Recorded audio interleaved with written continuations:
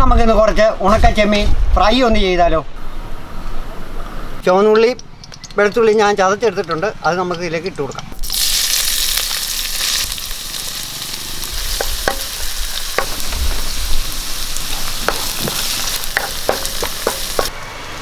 വൃത്തിയാക്കി വെച്ചിരിക്കുന്ന ഉണക്ക ചെമ്മീൻ ഇട്ട് കൊടുക്കാം.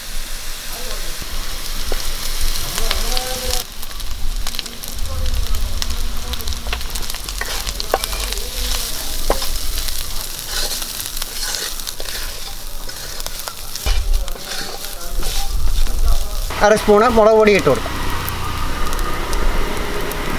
ഒരു സ്പൂണ് വെളിച്ചെണ്ണ ഒഴിച്ച് കൊടുക്കാം.